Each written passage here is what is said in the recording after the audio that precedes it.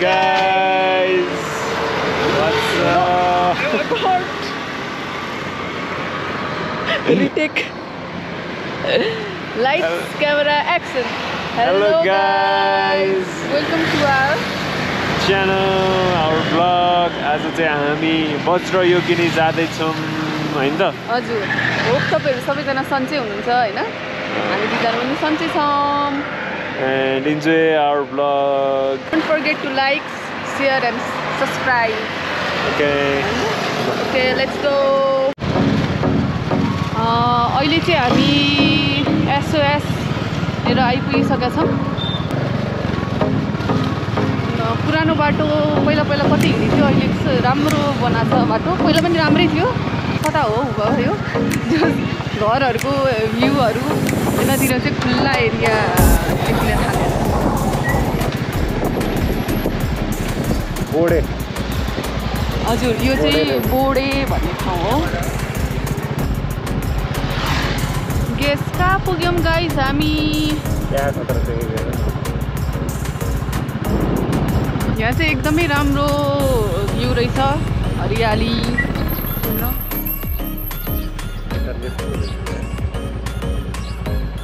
हामी त रङ वे गएछौं हाम्रो नेभिगेटर हेगिरस अबि कस्तो डरलाग्दो बाटो रहेछ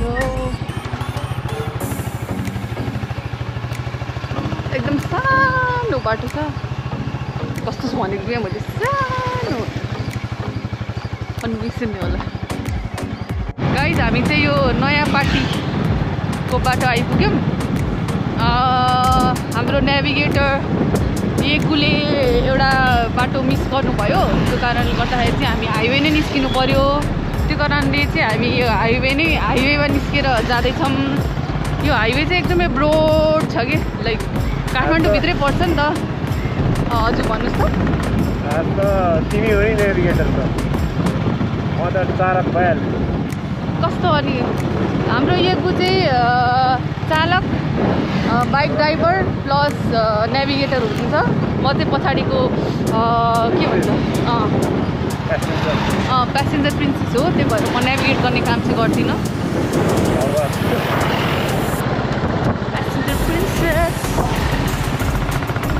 यो चाहिँ एउटा सानो पुल आयो सानो पुल गाइस हामी चाहिँ फाइनली साँखु आइपुग्यौँ यो चाहिँ साँखुभित्र छिर्ने गेट हो यो भक्तपुर जस्तै छ र फाइनली हामी चाहिँ साँखुभित्र छिर्यौँ वी आर इनसाइड साँखु बजार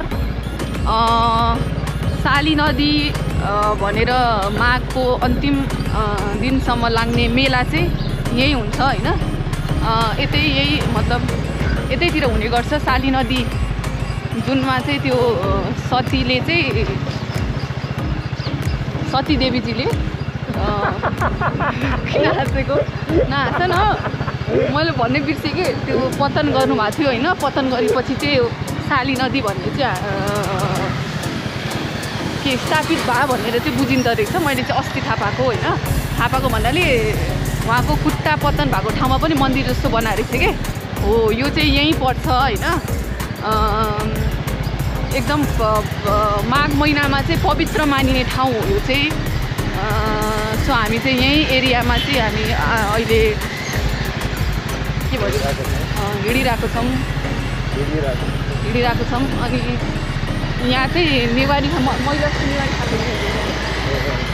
यहाँ चाहिँ नेवारी खाना पनि एकदमै मिठो पाइन्छ र साली नदी आउँदाखेरि चाहिँ मैले यो वज्र योगिनीको बारेमा थाहा पाएको थिएँ कि कसरी भन्दाखेरि चाहिँ यो छ नि यो बोर्ड हेरेर चाहिँ मैले वज्र योगिनीको बारेमा थाहा पाएको थिएँ त्यसपछि चाहिँ अनि मलाई चाहिँ वज्र योगिनी जान मन लागेको थियो सो त्यो कारणले चाहिँ अब अहिले चाहिँ हामी वज्र योगिनी छौँ जस्ट बिकज माघ महिना पनि सकियो त्यति प्याक पनि हुँदैन यो एरियामा र यो एरियामा चाहिँ एकदमै घुम्ने ठाउँ पनि धेरै छ सो तपाईँहरूको नियर काठमाडौँ डेस्टिनेसनमा चाहिँ यदि तपाईँहरू घुम्न चाहनुहुन्छ भने चाहिँ यो नियर बाई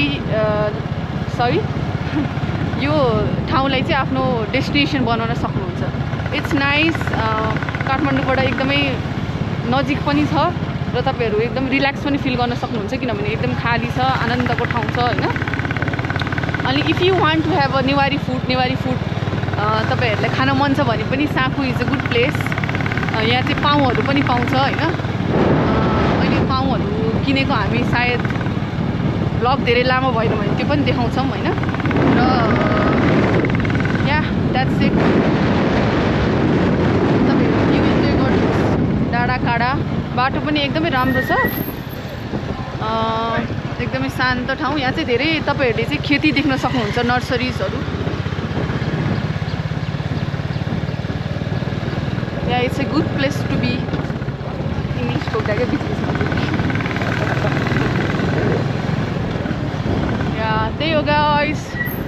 अनि साथै होइन साँखुबाट तपाईँले नजिकको ठाउँ चाहिँ के शेष महल, अनि त्यसपछि त्यो के अरे राम मन्दिर जस्तो देखिने एउटा भाइरल ठाउँ छ नि, बाघको मुख भएको हो, त्यो पनि यहीँबाट नजिकको डेस्टिनेसनमा पर्छ।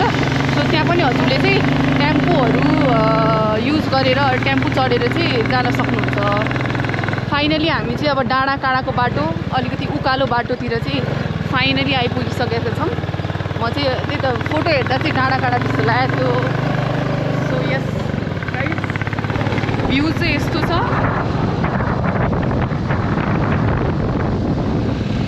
फाइनली गाइस हामी चाहिँ वज्रयोगिनी फाइनली पुग्न आँटिसक्यौँ। सो तपाईँहरूले यो ध्वजापत्र देख्न सक्नुहुन्छ, जुन चाहिँ मलाई यज्ञले सिकाएको थियो होइन बाबा? ध्वजापत्र दिस इज हजुर लुन्दा, sorry if I am wrong होइन, दिस इज लुन्दा।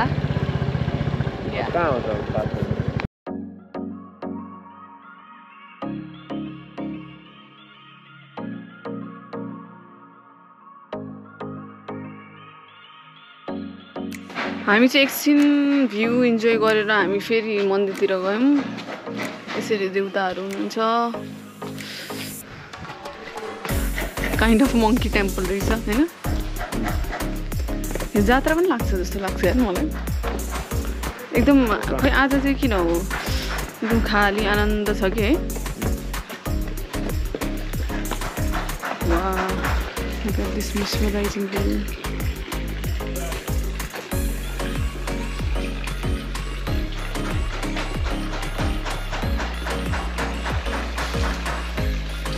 फ्याक्ट्सहरू के रहेछ त वज्रयोगिनी?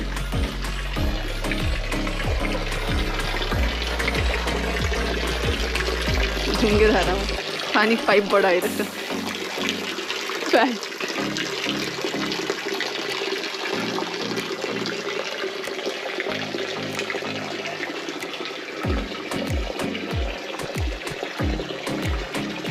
यो चाहिँ एउटा तान्त्रिक बुद्धिस्ट टेम्पल रहेछ के, बुझेनौ? बुद्धिस्ट टेम्पल हो किनकि यहाँ अघिदेखि म त्यही उतो भनिरहेको छु कि सब बुद्धहरूको स्ट्याचु छ नि त। मञ्जुश्री के तान्त्रिक बुद्धिस्ट टेम्पल रहेछ क्या यो चाहिँ, बुझ्यौ नि होइन?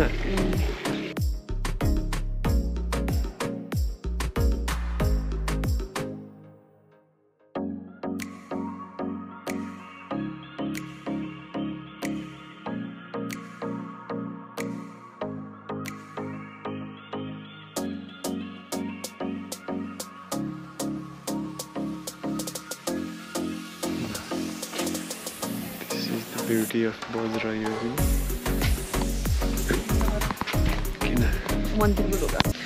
गाइस अब त्यो वज्रयोगिनीमा चाहिँ फोटोहरू खिच्न मनाइ छ, त्यही भएर हामीले अब फोटो खिचेनौँ, भिडियो बनाएनौँ। सो अब चाहिँ हामी वज्रयोगिनीदेखि तल जाने बाटो रहेछ, त्यहाँ चाहिँ हामी जाँदैछौँ। तल पनि एउटा मन्दिर जस्तो छ, स्तूपा जस्तो।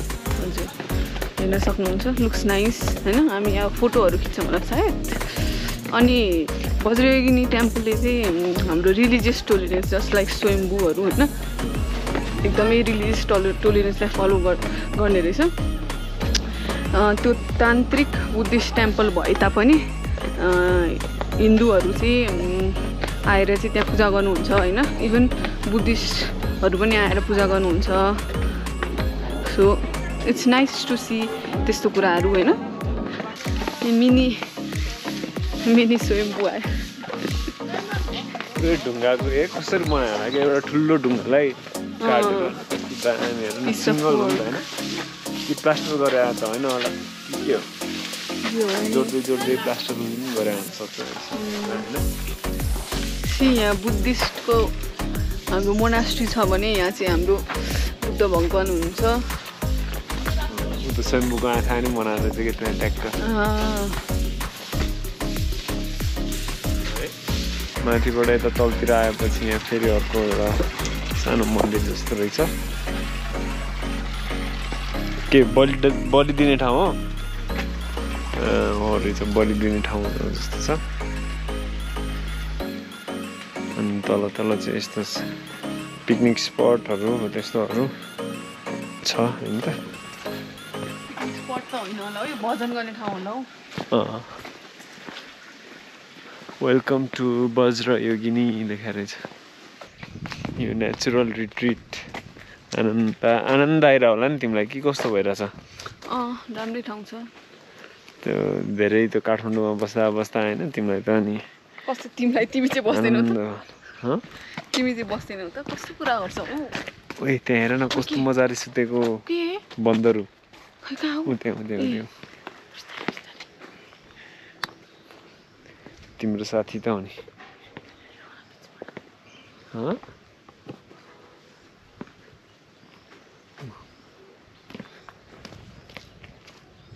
सुत डिस्टर्ब भयो बिचरा सरी बन्दरु सरी मङ्की किङ तर्सिरहेको के आयो भाग्न रेडी भएको ब्याग ब्याग समातेर भाग्नलाई रेडी भयो ए भगवानलाई किन्छु हौ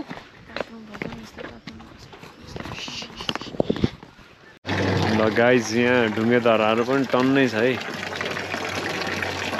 एकदम ढुङ्गे धाराहरू चाहिँ टन्नै छ तर यसरी यो यस्तो यो एकदम राम्रो छ होइन ठाउँहरू चाहिँ तर यो सब यो प्लास्टिकहरू अनि यो फोहोरहरू यो चाहिँ अलिक म्यानेजै गर्न जानेनन् कि हाम्रो साथीहरू दाजुभाइ दिदीबहिनीहरूले चाहिँ यसरी अब कुखुरा सुखुरा ल्याउने त्यहीँ भुत्लाउने त्यहीँ फ्यालिदिने अनि त्यसपछि यसरी यो प्लास्टिकहरू जताततै यो वेस्टेजहरू यसरी चाहिँ नफालिदिनु हुनु एकदम विनम्र अनुरोध गर्दछु होइन त के हो सक्नुहुन्छ सफा गरिदिनुहोस् सक्नु हुँदैन फोहोर नपारिदिनुहोस् हो त्यो भन्दै यहाँ अवशेष हुनु भइसक्यो हाम्रो मिलिसा म्याम त्यही भएर मिलिसा म्यामको नि हार्दिक बिन्ती छ कि यस्तो ठाउँहरूमा चाहिँ क्यामेराको मुखको अगाडि क्यामेरा एकदम सफा सुग्घर राखिदिनु होला यो ठाउँहरू चाहिँ सो गाइज हामी माथितिर उकालोतर्फ लाग्न थालिसकेको छौँ हाम्रो यहाँ क्युट पारामा बन्दरुहरू के छ कपाल कोर्दै हेर्दै बसिरहेछ के हो त जुम्रा मार्दै जिउभरि कपाले जुम्रा खाँदै जुम्रा आउँथ्यो अनि के त यहाँ चाहिँ खतरा आर्ट रहेछ के हो र आर्ट बाई राम तामाङ रे अनि यहाँ छ हाम्रो अर्को म्याडम बन्दरु थकित जाबे यति उकालो ओह्रालो गर्दैमा थक्यौ तिमी कस्तो हो हामी माथि फर्किसकेको छौँ यता तलबाट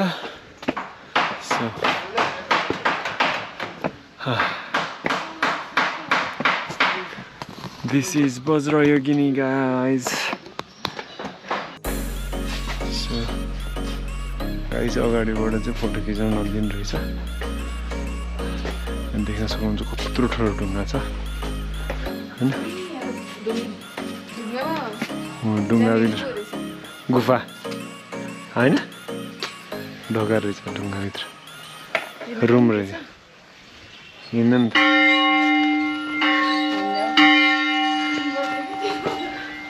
कोठा हो कि so this is the place है त वज्र योगिनी यहाँबाट चाहिँ पार्क गरेर यहाँबाट तल जानुपर्ने हुन्छ मिलिसा र म अब हामी रेडी भइसक्यौँ अब आजको ब्लग यहीँबाट हामी इन्ड गर्छौँ है त guys please support us like comment please like subscribe comment share अनि do miss us bye bye by.